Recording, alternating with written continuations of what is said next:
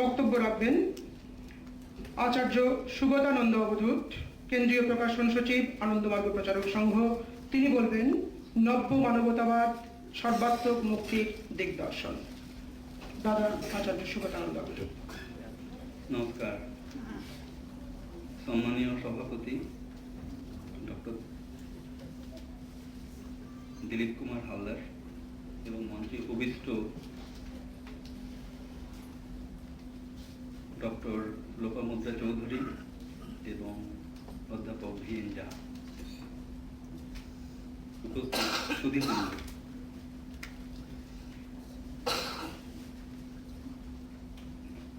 শ্রী শ্রী আনন্দমূর্তিজি আমার ধর্মগুরু। তো তার পিতৃদত্ত নাম হচ্ছে শ্রী প্রভাত রঞ্জন সরকার। তো শ্রী শ্রী আনন্দমূর্তিজি তার আধ্যাত্মিক বিষয়ে যে সমস্ত লেখাগুলো এখন বলছে লিখেছেন, পরে বলবো লেখেন, বলেছিলেন, সেটা আনন্দমূর্তিজি নামে লিখেছিলেন। আর তার যে দর্শনের কথাগুলো, সে অর্থনীতি হোক, রাষ্ট্রনীতি হোক, সাহিত্য হোক, শিল্প হোক, সেটা প্রভাত রঞ্জন সরকারের নামে। তো যেহেতু তিনি আমার শ্রদ্ধেয় গুরুদেব, তাই প্রভাত রঞ্জনের নাম না নিয়ে আমি আনন্দমূর্তিজিকে গুরুদেব হিসেবেই বা ধর্মগুরু হিসেবেই বলবো। প্রথমে এটা একটা বলে রাখি যে আমার কিন্তু একটু সংকোচ হচ্ছে। এই জন্য সংকোচ হচ্ছে যে মঞ্চে যারা রয়েছেন তারা বিভিন্ন বিষয়ে অথরিটি। আমি তো একজন সন্ন্যাসী। আমার দৈনন্দিন কর্মচর্চা বা দিনচর্চা হচ্ছে ভগবত আরাধনা এবং মানুষের কল্যাণ। বই পড়ার একান্ত ইচ্ছা থাকলেও সময় পায় না, তাই একই মঞ্চে বসে ওদের সঙ্গে কথা বলতে আমার সংকোচ হচ্ছে। তো আরো বড় কথা হচ্ছে যে বিষয় নিয়ে আমাদের বলতে হবে, গুরুদেব আনন্দমূর্তিজি সে তার যে এরিনাটা এত বেশি ভাস্ট, সেটাকে কতটুকু আমি ফুটিয়ে তুলতে পারবো সে ব্যাপারে আমার একটা সংকোচ রয়েছে। তো কিছু কিছু নোট আমি তৈরি করেছিলাম। তো ভেবেছিলাম যে প্রথম সেশনে একটু উল্টে দেখবো, কিন্তু প্রথম সেশনের বক্তারা এমনভাবে বললেন যে আমি তো অন্তত স্পেল বাউন্ড হয়ে গেলাম, উল্টে দেখার কোনো স্কোপ পাইনি। তো সেই জন্য আমার নোটটা যেটা প্রিপেয়ার করে এসেছিলাম সেটাও ঠিকভাবে আমি আর রিভাইজ করতে পারিনি। একটু আগে আমি বলেছিলাম যে গুরুদেব লিখেছেন, সেটাকে আমি একটু কারেক্ট করতে চাই। সেটা হচ্ছে যে 200-রও বেশি বই আনন্দমার্গ প্রকাশন বিভাগের তরফ থেকে প্রকাশিত হয়েছে, কিন্তু শ্রী শ্রী আনন্দমূর্তিজি একটা বইও লেখেননি। যে অর্থে আমরা লেখা বলি, তাহলে বইটা এলো কিভাবে? তিনি ডিকটেশন দিয়েছেন, বলে গেছেন, আমরা সেটা লিখে নিয়েছি। একটা কথা উঠেছিল, সঞ্চালকও বলছিলেন যে প্রথম সেশনে যারা আপনারা শুনেছেন বিভিন্ন বক্তাদের বক্তব্য, একজন বলছিলেন, সম্ভবত অধ্যাপক ঝা বলছিলেন যে আমরা বিশেষ বিশেষ বিষয়ের উপর আমাদের একটা অথরিটি না হলেও মাস্টারি রয়েছে, কিন্তু একই ব্যক্তির মধ্যে বিভিন্ন বিষয়ের উপর এতখানি অথরিটি, এতখানি মাস্টারি এলো কিভাবে?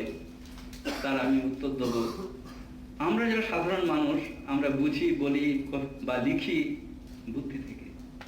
আর ধর্মগুরু শ্রী শ্রী আনন্দমূর্তিজি যা কিছু সৃষ্টি সেটা বুদ্ধিজাত নয়, বোধিজাত, ইনটিউশন থেকে এসেছে। তাই তার লেখার মধ্যে এতখানি সর্বাঙ্গীন সার্বিক দৃষ্টি রয়েছে এবং মানব কল্যাণকারী। শুধু মানব কল্যাণকারী বলবো না, সমস্ত জীবের, এমনকি অপ্রাণীন সত্তার কল্যাণকারী তার বক্তব্য।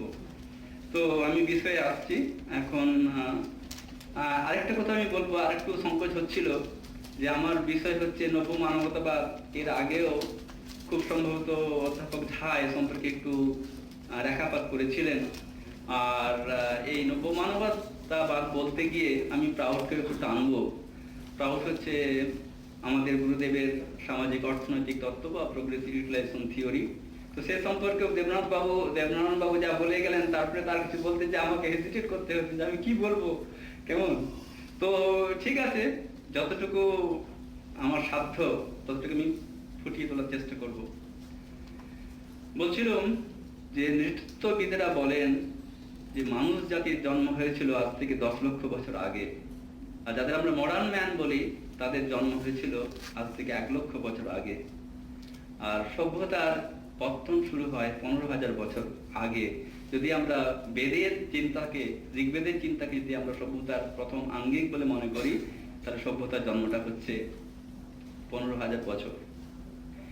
কিন্তু দুঃখের সঙ্গে একটা কথা বলতে হচ্ছে যে বিজ্ঞান এবং কারিগরিতে বিপ্লব এলেও মানুষের মনোজগতে কিন্তু বিপ্লব আসেনি, মানুষের মনের অধিরোহণ হয়নি। প্রাগৈতিহাসিক যুগে এক গোত্রের লোক আরেক গোত্রের লোককে ঢিল ছুঁড়ে মারত। আজকের মানুষের তথাকথিত সভ্য জগতের বিগ বয়েজরা অ্যাটম বম নিয়ে অন্য দেশের মানুষের উপর ছুঁড়ে মারে। প্রাগৈতিহাসিক যুগে এক গোষ্ঠীর মানুষ অন্য গোষ্ঠীর মানুষকে পরাজিত করে কৃতদাস করত, আর আজকে তথাকথিত সভ্য যুগের মানুষ অর্থনৈতিক বা সাইকো ইকোনমিক এক্সপার্টসের মাধ্যমে তৃতীয় বিশ্বের মানুষকে অর্থনৈতিক দিক থেকে কৃতদাস করেছে। তাহলে মনের অধিরোহণটা কোথায় হলো জিজ্ঞাসা হচ্ছে। মানুষ বৌদ্ধিক জগতে যত এগোতে চেয়েছে বা এগোতে পেরেছে, দুটো প্রশ্ন সে সামনে রেখেছে। একটা হচ্ছে অন্তর্জগতে তার উৎস কোথায় সে সম্পর্কে সে অনুসন্ধান করার চেষ্টা করেছে। ঠিক তেমনি বহিরাঙ্গে বা বহির জগতে সে চেয়েছে একটা সর্বজন হিতায়, সর্বজন কল্যাণায়, সর্বজন সুখায় এবং সর্বজন কল্যাণার্থম একটা চিন্তাধারা বা আদর্শকে সে তার সন্ধান করার চেষ্টা করেছে। মানুষের চেষ্টা এখন কিন্তু শেষ পর্যন্ত সফল হয়ে ওঠেনি। আমরা সবাই জানি যে মানুষের অগ্রগতির পিছনে দুটো ভাব থাকে, একটাকে বলা হয় আত্মসুখ তত্ত্ব, আর একটা হচ্ছে সমসমাজ তত্ত্ব। আমি সমসমাজ তত্ত্বের কথা একটু পরে বলবো, প্রথমে আমি আত্মসুখ তত্ত্ব সম্পর্কে বলতে চাই। আত্মসুখ তত্ত্ব কাকে বলে? এর মধ্যে কথা হচ্ছে, মূল কথাটা হচ্ছে যা কিছুই করছি সুখ পাওয়ার জন্য করছি, সুখে প্রতিষ্ঠিত করার জন্য হচ্ছে। এটাকে আনন্দমূর্তিজি বলছেন ডগমা। কেন ডগমা? আমি সেলফিশলি আমার কথা ভাবছি, অপরের কথা ভাবছি না। অপরের কিছু হলো না হলো আমার বয়ে যায়, আমার তো সুখ হলো। এখানেই হচ্ছে প্রবলেম। সেই জন্য এই আত্মসুখ তত্ত্বকে সভ্যতার ইতিহাসে সর্বশ্রেষ্ঠ দর্শন হিসেবে মেনে নেওয়া যায় না। এবং এই আত্মসুখ তত্ত্বকে সামনে রেখে কিছু মানুষ কোনো একটা মাটিকে, কোনো একটা ভূখণ্ড বিশেষকে, কোনো একটা জিওগ্রাফিক্যাল ইউনিটের কথা ভেবেছে। কিন্তু শুধু যদি জিওগ্রাফিক্যাল ইউনিটের কথাকে ভাবতো, যেটাকে আমরা বলছি যে sentiment based on a particular geographical unit, that is what is called geo sentiment বা ভৌম ভাবাবেগ বা ভৌম ভাব প্রবণতা, শুধু সেই পার্টিকুলার ভূখণ্ড বিশেষের কথাই ভাবতো, তাহলে এত হতো না। But that was done, that has been done at the expense of other geographical units. এখানেই প্রবলেম। অপরের প্রাণ রস নিংড়ে নিয়ে নিজেকে সমৃদ্ধ করার চেষ্টা করা হয়েছে। এখানেই হচ্ছে জিও সেন্টিমেন্টের ভুল। আমরা সবাই জানি যে পরাধীন দেশে পশ্চিম বাংলার এই কাঁচা পাট ব্রিটেনের ডান্ডির পাট শিল্পে ব্যবহৃত হতো। আমাদের দেশেও সেই সুদূর আসামের ক্রুড পেট্রোলিয়াম চলে যায় 1000 মাইল দূরে বিহারের বরুণীতে, সেখানে রিফাইন্ড হয়। জিও সেন্টিমেন্টের লক্ষণ। আজকের যুগেও তথাকথিত ফার্স্ট ওয়ার্ল্ডের হাই টেকনোলজি বা হাইফাই টেকনোলজি তৃতীয় বিশ্বের সমস্ত কাঁচা মালগুলো টেনে নিয়ে আবার ফিনিশ প্রোডাক্ট তৈরি করে ওই তৃতীয় বিশ্বের দেশগুলোতে বিক্রি করে। This is the example of Jio sentiment. তাই এই জিও সেন্টিমেন্টের কথা বলে আমরা দেখতে পাচ্ছি যে কোনো কোনো দেশের মানুষ প্রাচুর্যের পরিপ্রেক্ষিতে অবিষ্কৃত ভোগে, আবার কোথাও কোথাও তৃতীয় বিশ্বের মানুষ ম্যালনিউট্রিশনের জন্য সেখানে একটা কি বলবো নিদারুণ হাহাকার রয়েছে। সভ্যতার ইতিহাসে এটা একটা দারুণ প্যারাডক্স। তাই মানুষ ভাবলো না, জিও সেন্টিমেন্টটা আমাদের শেষ কথা নয়, আরেকটু বড়। সেটা কি না, জিওগ্রাফিক্যাল ইউনিট নয়, ভূমি কেন্দ্রিক নয়, মাটি কেন্দ্রিক নয়, এবার সমাজ কেন্দ্রিক, সম্প্রদায় কেন্দ্রিক, গোষ্ঠী কেন্দ্রিক আমরা ভাবি। এই যে সমাজ কেন্দ্রিক, গোষ্ঠী কেন্দ্রিক, এটাকে বলা হচ্ছে সোশিও সেন্টিমেন্ট বা সোশ্যাল সেন্টিমেন্ট, বা বাংলাতে বলবো গোষ্ঠী ভাব প্রবণতা। পার্থক্যটা কি না, আগে ছিল একটা জিওগ্রাফিক্যাল ইউনিট নিয়ে, আর এখন একটা পার্টিকুলার সোসাইটি নিয়ে, গ্রুপ নিয়ে। তো যেমন জিও সেন্টিমেন্টকে কেন্দ্র করে জিও ইকোনমিক্স তৈরি হয়েছিল, জিও রিলিজিয়ন তৈরি হয়েছিল, আমি ভুলে গিয়েছিলাম জিরো রিলিজিয়নের উদাহরণ দিতে। জিরো রিলিজনে বলা হয়েছে আমার এইখানকার ভগবানটাই হচ্ছে আসল কথা, আর অন্য অন্য জায়গার ভগবানটা ঠিক কথা নয়। আমার এখানে তোমার যদি মৃত্যু হয় তোমার আর পুনর্জন্ম হবে না। তো আমরা ভুলে যাই যে ঈশ্বর সর্বত্র বিরাজমান, ভুলে যাই ইদং তৃপ্তং বিদং তৃপ্তং ভ্রমন্তি দামসাজনা আত্মতৃপ্তং ন জানন্তি কথং মোক্ষ বারাণনে। ঠিক তেমনি সোশিও সেন্টিমেন্টকে কাজে কেন্দ্র করে তৈরি হয়েছে socio economics, socio religion. Socio ইকোনমিক্সটা কি না, এক জনগোষ্ঠী অপর জনগোষ্ঠীর প্রাণ রসকে নিগড়ে নিয়ে নিজেকে সমৃদ্ধ করতে চেয়েছে। তারা বলেছে we have been born to rule not to be ruled। ফ্যাসিজমের জন্ম হয়েছে। সোশিও ইকোনমিক্সের কথা বলতে গিয়ে বলা হয়েছে যে এক জনগোষ্ঠীর যে প্রাণরস সেটাকে নিয়ে অন্য জনগোষ্ঠীকে সমৃদ্ধ করা হয়েছে। সুতরাং সেখানে মানুষ ভুলে গেছে যে অন্য জনগোষ্ঠীরও প্রয়োজন রয়েছে সমৃদ্ধ হওয়ার। ঠিক তেমনি সোশিও রিলিজিয়নের কথা বলতে যে বলা হয়েছে তোমাদের দেবতার মতো জনদেবতা পৃথিবীতে হয় না, আর তোমাদের মতো ঈশ্বরের আশীর্বাদ পুষ্ট জনগোষ্ঠীও পৃথিবীতে হয় না। যদি আমরা মনে করি যে ঈশ্বর আমার সবার পিতা, সবার স্রষ্টা, সবার উৎস, যেখানে যারা বাবা মা রয়েছেন তারা যেন তার ছেলে মেয়েদের কাছে সবাই সমান, ঠিক তেমনি কোন জনগোষ্ঠী যদি বলেন যে we are the chosen people, সেটা তার পিতৃত্বকে অপমান করা হয়। আমরা জানি মধ্যযুগে এই ধর্মীয় উন্মাদনার ফলে রক্তক্ষয়ী যুদ্ধের কথা আমরা জানি, তার দেশ কিন্তু আর কেউ শেষ হয়ে যায়নি। ভারতবর্ষের ক্ষেত্রে আমরা দেখেছি যখনই সাম্প্রদায়িক দাঙ্গা হয় তার বিভৎস এবং কদর্য রূপটা। এটা ধর্ম নয়, ধর্মীয় উন্মাদনা। আনন্দমূর্তিজি বলেছেন this is religion, this is not spirituality. Spirituality কাকে বলে সেটা আমরা একটু পরে আসবো। তো এই জিও সেন্টিমেন্ট এবং সোশিও সেন্টিমেন্টের দ্বারা যখন মানুষ বুঝলো যে দিস ইজ নট এনাফ, মানুষ কিছু ভাবতে হবে, তখন মানুষ ভাবলো জনগোষ্ঠীর কথা নয় মানুষের কথা ভাববো। এই মানুষের কথা বলতে গিয়ে মানুষ মানবতাবাদের কথাটা এলো। এখানেই একটা জিনিস খুব সুন্দরভাবে শ্রী আনন্দমূর্তি তুলে ধরেছেন যে এই যে সোশিও সেন্টিমেন্ট মিনিমাইটিস হচ্ছে একটা ফ্যামিলি, বাবা মা ছেলে মেয়ে। আর সোশিও সেন্টিমেন্ট ম্যাক্সিমাইটিস কি না, আমি আমার পরিবারের কথা ভাবছি না, গোষ্ঠীর কথা ভাবছি না, সব মানুষের কথা ভাবছি। তো সেই জন্য অনেকে মনে করেন যে মানবতাবাদটাই হচ্ছে শেষ কথা, কিন্তু আনন্দমূর্তিজি চোখে আঙুল দিয়ে দেখিয়ে দিচ্ছেন যে আমাদের যে তথাকথিত মানবতাবাদ সম্পর্কে আমাদের কনসেপ্ট, তার মধ্যে ফুলটা কোথায় রয়েছে। ফুলটা হচ্ছে এই যে এই মানবতার বাদটা হচ্ছে, তথাকথিত মানবতাবাদটা হচ্ছে সোশিও সেন্টিমেন্ট ম্যাক্সিমাইটিস।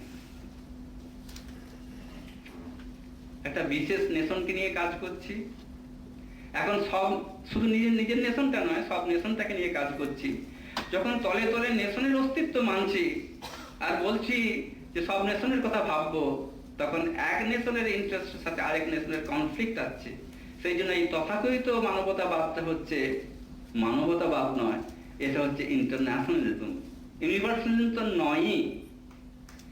এতে আনন্দমূর্তিজি বলছেন এর মধ্যে দুটো ডিফেক্টস রয়েছে। একটা ডিফেক্টস হচ্ছে ইন্ট্রা হিউম্যানিস্টিক ক্লাস, আর একটা হচ্ছে Intra creator class. Intra humanistic ক্লাসটা কি, যেটা বললাম যে মানবতাবাদের নামে ইন্টারন্যাশনালিজম এসছে, আন্তর্জাতিকতাবাদ এসছে, এবং সেই আন্তর্জাতিকতাবাদের মধ্যে তো আমরা আজকে বাস করছি। একটা দেশ তার প্রভুত্বের জন্য, তার অর্থনৈতিক প্রতিপত্তির জন্য অপর দেশকে বিভিন্নভাবে, সাইকো ইকোনমিক হোক বা পলিটিকো ইকোনমিক হোক, শোষণ করছে।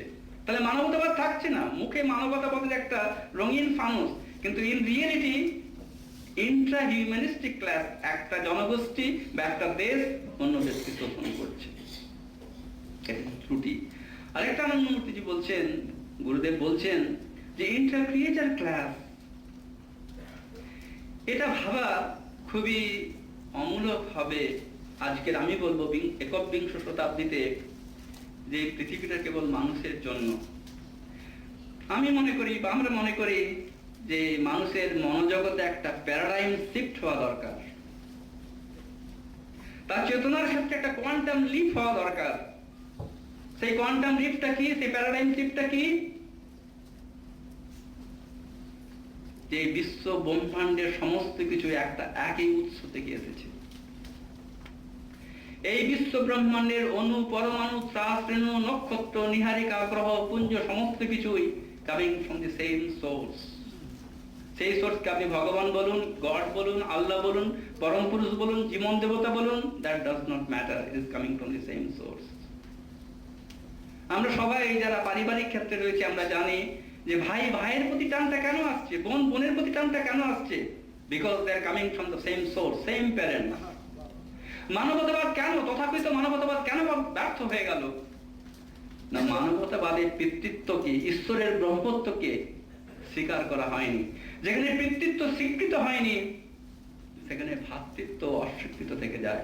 আর এখানেই আনন্দমূর্তিজির বক্তব্য যে মানবতাবাদ বা মানুষের জন্য যে ভালোবাসা, love and care and affection, সেই যে মানবীয় গুণটা, সেই মানবীয় গুণটা কেবলমাত্র মানুষের মধ্যে সীমাবদ্ধ না রেখে মানুষ, গাছপালা, পশু পক্ষী, জীবজন্তু, এমনকি অপ্রাণীয় সত্তার মধ্যে সেটাকে যদি বিস্তৃত করতে পারে, সেই যে মানবতাবাদ নতুন করে এক্সপ্লেন হচ্ছে, সেই মানবতাবাদকে তিনি বলছেন নব্য মানবতাবাদ। সেটা বলতে যে তিনি বলছেন মানুষ যেন মানুষের তরে সবকিছু করে যায়, একথাও যেন মনে রাখে, পশু পক্ষী তার পর নয়, তরু বাঁচিতে চায়। একজন নব্য মানবতাবাদী মুখে বলবে হরমি পিতা গৌরী মাতা স্বদেশ ভ্রুবনত্রয়ম। আমি দর্শনের কথা থেকে একটু অর্থনীতির কথায় যাব। অর্থনীতির অথরিটি রয়েছে, হয়তো আমি ভুলও বলতে পারি, যে দুটো ভিউ পয়েন্ট অফ লাইফ রয়েছে, একটা Darwinian viewpoint of life, একটা symbiotic viewpoint of life. Symbiotic viewpoint of লাইফটা কি? We are an integral part of the whole thing. এবং তুমি সবাইকে বিচ্ছিন্ন করে, এককভাবে, আলাদা করে নিজের কিছু স্বীকৃতি করতে পারবে না, তোমাকে সবাইকে নিয়ে এগিয়ে চলতে হবে। This is what is called symbiotic viewpoint of life. এই মানবতাবাদ, নব্য মানবতাবাদের মধ্যে এই সিম্বায়োটিক ভিউ অফ লাইফ একটা অনুরণন আমরা দেখতে পাচ্ছি। একটু আগে আমি বলেছিলাম যে মানুষের চলার পথে দুটো প্রেরণা কাজ করে, একটা হচ্ছে আত্মসুখ তত্ত্ব আর একটা হচ্ছে সমসমাজ তত্ত্ব। আমি পরে বলেছিলাম যে সমসমাজ তত্ত্ব সম্পর্কে আমি একটু পরে বলবো। সমসমাজ আত্মসুখ তা একটু রিপিট করি, আমার সুখের জন্য, অপরের কি হোক না করে দ্যাট ডাজ নট ম্যাটার, আমি আমার জন্য করব। আর সমসমাজ তত্ত্ব হচ্ছে কি? ওই ছোটবেলা আমরা পড়েছিলাম যে সকলের তরে সকলে আমরা, প্রত্যেকে মোরা পরের তরে। বৈদিক যুগের ঋষি কুম্ভকণ্ডে ছিলেন সংগচ্ছদ্ধং সংবদ্ধং সংবমনাংশী জানতাম। এই যে কনসেপ্ট, আমি আমার পরিবারের মা বাবা ভাই বোনকে নিয়ে চলছি, খুব তো সুখে রয়েছি। এই যে বলেছিলাম একটা প্যারাডাইম শিফট, একটা কোয়ান্টাম লিপ। সেই পরিবারটাকে আনন্দ পরিবার করে দাও, বিশ্ব পরিবার করে দাও। সেই পরিবারের স্রষ্টা হচ্ছে ঈশ্বর, আর আমরা সবাই ভাই বোন। This is what is called new humanity.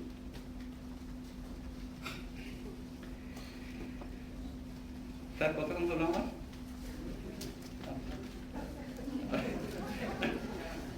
কিছু যদি মনে না করেন, আমার একটা প্রবলেম আছে। যে প্রবলেমটা হচ্ছে যে সভাপতি নোট দেবেন বা সভাপতি বলবেন, আপনার সময় হয়ে যাবে, আমার খুব খারাপ লাগে।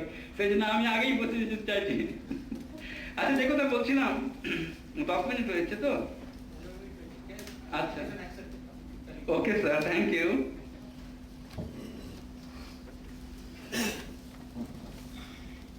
এই নব্য মানবতার বাদের কথা বলতে যে কেউ যেন মনে না করেন this is an utopian and abstract idea.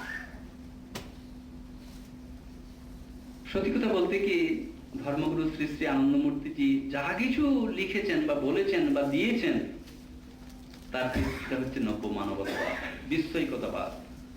তিনি খণ্ডভাবে কোনো মানুষকে, মানুষের জনগোষ্ঠীকে, দেশ কথা ভাবেননি।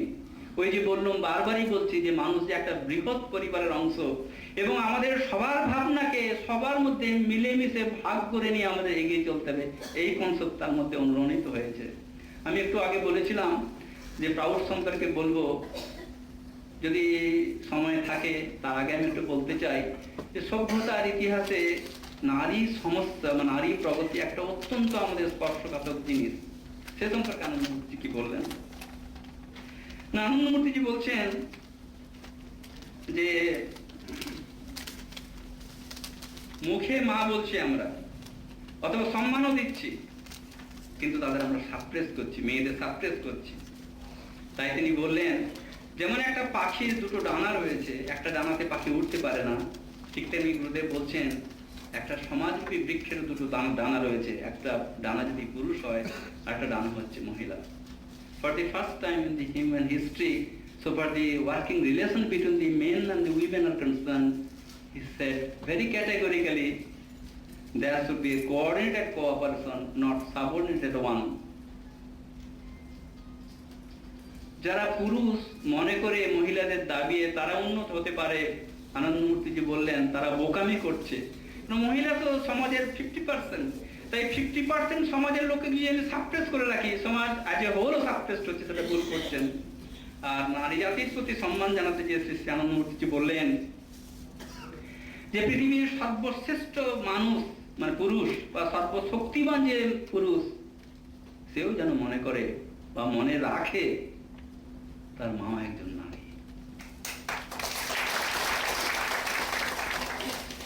আজকের বিশ্বের অনেক ওয়ার্ল্ড রিলিজিয়ন রয়েছে, তাদের অনেক বড় বড় বুলি আমরা শুনি, কিন্তু আমরা সবাই জানি কোন ওয়ার্ল্ড রিলিজিয়নে মহিলাদের পৌরোহিত্য করার কোনো অধিকার নেই।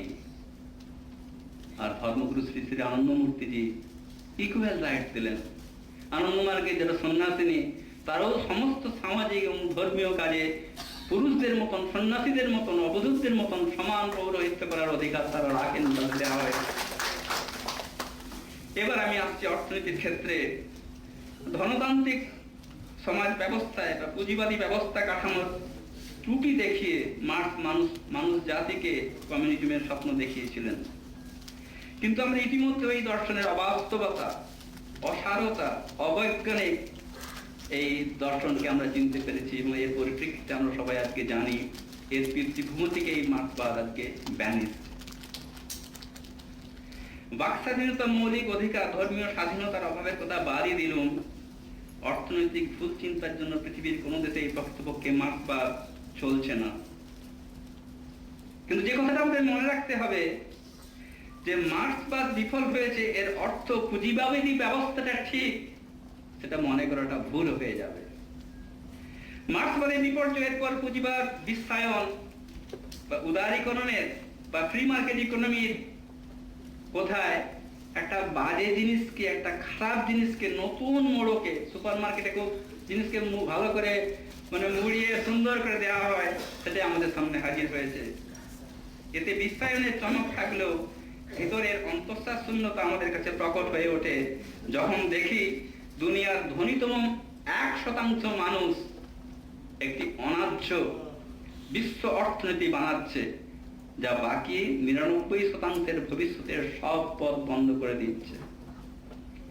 আমরা সবাই জানি যে ইউএস এর 1% লোকের হাতে ইউএস এর 40% সম্পত্তি নিয়ন্ত্রিত হচ্ছে।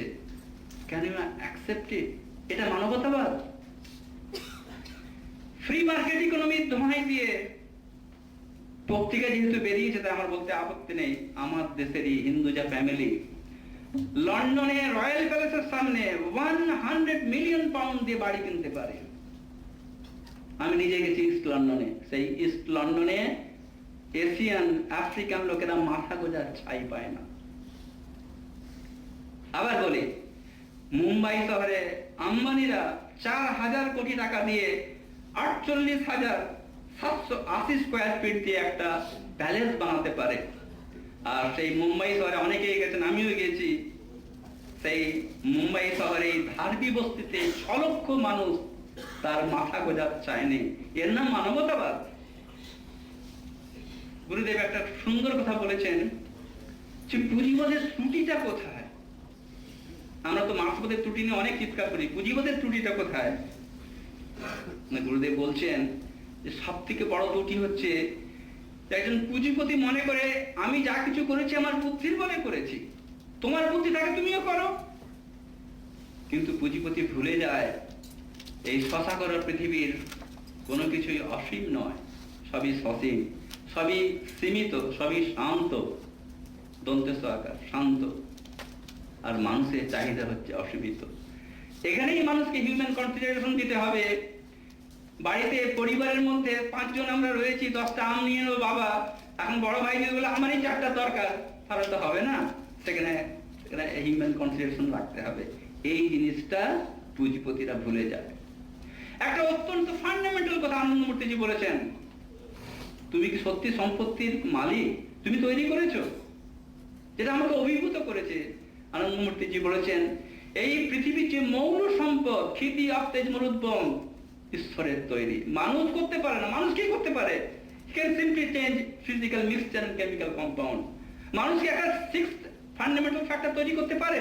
কখনোই পারে না। তাহলে মানুষ কি করে ক্লেম করবে যে সম্পত্তি আমার?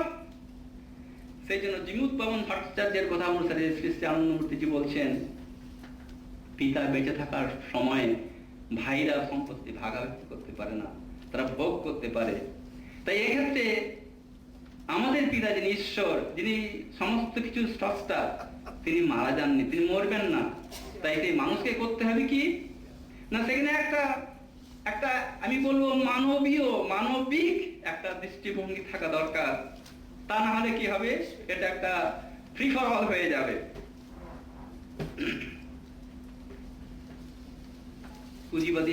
পুঁজিবাদের মূল ভুলটা হচ্ছে এই যে একটু আগেই বললাম না যে আমেরিকার 1% লোক 40% সোসাইটিকে সম্পদকে কন্ট্রোল করে।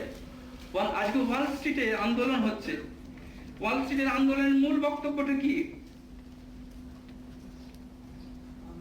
যে ইন্ডিভিজুয়ালের যে ওয়েলথকে সিলিং করে দাও। আজ থেকে 50 বছর আগে শ্রী আনন্দমূর্তিজি প্রথমেই বলেছিলেন no individual should be allowed to accumulate any physical wealth without the clear permission or approval of the collective body. কোন ব্যক্তি সামবায়িক সংস্থা সুস্পষ্ট অনুমোদন ছাড়া কোন প্রকার পার্থিব সম্পদ সঞ্চয় করতে পারবে না। আমি আগেই বলেছি যে পার্থিব সম্পদটা হচ্ছে সীমিত, কিন্তু আমার আপনার সবারই ক্ষুধাটা হচ্ছে অসীমিত। সেই হেথা নয়, হতা নয়, অন্য কোথাও কোনো গানে বা রবীন্দ্রনাথের ক্ষুদিত পাত্রের মতন মেহেরানি বলছে সব ঝুট হয়, কারণ সে স্যাটিসফ্যাকশনটা পাচ্ছে না। সেই জন্য মানুষকে করতে হবে কি না, মানবিক দৃষ্টিকোণ থেকে ভাবতে হবে যে সম্পদ কিছু ব্যক্তির হাতে রাখতে চলবে না। তার মানে কি আমরা আবার ফিরে যাব যে সম্পদ রাষ্ট্রের হাতে চলে যাবে? শ্রী আনন্দমূর্তি বলছেন না, ব্যক্তির হাতেও থাকবে না, রাষ্ট্রের হাতেও থাকবে না। সম্পদের সাধারণীকরণ বা সামাজিকীকরণ, ইংরেজিতে বলছেন সোশ্যালাইজেশন করতে হবে। এর রূপরেখাটা দেবরঞ্জন বাবু খুব সুন্দরভাবে বুঝিয়ে দেওয়ার চেষ্টা করেছিলেন থ্রু কোঅপারেটিভ। তাই তারা কতক্ষণ রয়েছে? আর নেই? Okay, can I beg few minutes? Thank you sir. তো যে কথা বলছিলাম যে আজকে এই কি বলবো পুঁজিবাদী সমাজ ব্যবস্থায় বিলিয়নিয়ার আর বেগারের সহ অবস্থান, এটা নিশ্চয়ই মানবতাবাদ নয়, নব্য মানববাদ তো দূর অবস্থা। তাই শ্রী শ্রী আনন্দমূর্তিজি তার অর্থনৈতিক ভাবটাকে 3টে কথায় বলে দিলেন। প্রথমেই বললেন যে যুগস্থ সর্বনিম্ন প্রয়োজন সর্বেষাং বিধায়ং। আমি মানুষকে যদি ভালোবাসি, প্রতিটি মানুষের অন্ন বস্ত্র বাসস্থান শিক্ষা চিকিৎসার ব্যবস্থার দায়িত্ব সমাজকে নিতে হবে। কেউ যেন ভুল না বোঝেন, দেবানন্দ বাবু ক্লিয়ার করে দিয়েছেন যে সরকার বা সমাজ কারো বাড়িতে বাড়িতে খাবার পৌঁছে দেবে না, তার ক্রয় ক্ষমতা তৈরি করে দেবে, যাতে করে কোনো মানুষই বুঝতে না পারে আমাদের দেশে মেরিটোরিয়াস ছেলে মেয়েরা তারা স্কোপ পাচ্ছে না। সেই জিনিসটা প্রাউডি সোসাইটিতে দেবে। কিন্তু সমাজ সবাইকে ন্যূনতম দেওয়ার পরেও যেটা এক্সট্রা থাকবে, যেটাকে অতিরিক্তম বলা হচ্ছে, সেখানে গুরুদেব বলছেন অতিরিক্তম পদার্থম গুণানুপাতেন। সমাজের যারা বুদ্ধিজীবী, সমাজের যারা ভাবনা চিন্তা করেন, সমাজের যারা প্রবৃত্তির জন্য যাদের কন্ট্রিবিউশন রয়েছে, তাকে যদি আপনি ইনসেন্টিভ না দেন তাহলে কাজ করতে পারবো না, কাজ করতে পারে না। মার্কসিজম ফেল করে তার একটা কারণ হচ্ছে Marxism, if I understand economics, it was devoid of incentive. That is why Marxism failed. লাস্টে বলছেন যে সর্বনম্ন মানব বর্ধনম সমাজ জীবলক্ষণম। দেবনারায়ণ বাবু সুন্দরভাবে বুঝিয়েছিলেন যে প্রাউটিস্ট ইকোনমির এটা একটা অত্যন্ত কি বলবো স্ট্রাইকিং পয়েন্ট হচ্ছে এভার প্রোগ্রেসিভ। একটু আগে আমি বলছিলাম যে মার্ক্সবাদ ব্যর্থ হয়েছে, তার মানে সমাজবাদ ব্যর্থ হয়নি। মার্ক্সিয়ান সোশ্যালিজম ব্যর্থ হয়েছে, কিন্তু প্রোগ্রেসিভ সোশ্যালিজম থাকবে। এবং সেই প্রোগ্রেসিভটা কি না, এই যে সবাইকে যেটা দিচ্ছি আর গুণীজনকে যেটা দিচ্ছি তার মধ্যে যে গ্যাপটা রয়েছে, এই গ্যাপটাকে পূরণ করার একটা নেভার এন্ডিং প্রচেষ্টা থাকবে। এবং এই কারণেই হচ্ছে এটা হচ্ছে প্রোগ্রেসিভ। আর দুটো কথা বলবো, একটা হচ্ছে যে প্রাউটের কথা যারা বলেন তাদের স্পিরিচুয়ালিটির কথা কেন বলেন। আমি পড়ছিলাম প্রণববাবুর কথা। প্রণব চট্টোপাধ্যায় যিনি কলোনিয়ালিস্ট পড়াতেন, খুব সুন্দর কথা বলছেন যে প্রভাতরঞ্জন সরকার ওর ভাষায় যে আধ্যাত্মিকতাকে প্রাউটের মধ্যে কেন ঢুকিয়েছেন না, যার মধ্যে আধ্যাত্মিকতা রয়েছে তার মধ্যে মর্যাদা বোধ রয়েছে, he cannot be exploited by others. At the same time যে স্পিরিচুয়ালিটি, যে স্পিরিচুয়ালিস্ট সে ভাববে বসুধৈব কুটুম্বকম, তাই আমি অপরকে শোষণ করব না। And this is why the role of spirituality is there. এটা একটা কারণ। আরেকটা কারণ কি, আজকে আমরা ভারতবর্ষে, শুধু ভারতবর্ষে কেন সারা পৃথিবীব্যাপী একটা মোরাল ডিগ্রেডেশন, মোরাল ডিজেনারেশনের কথা শুনছি। তার মূর্তিজি বলছেন morality is spirituality is meaningless. কোনো কিছু একটা বেস থাকা দরকার। তো what is the base and foundation of morality? That is spirituality.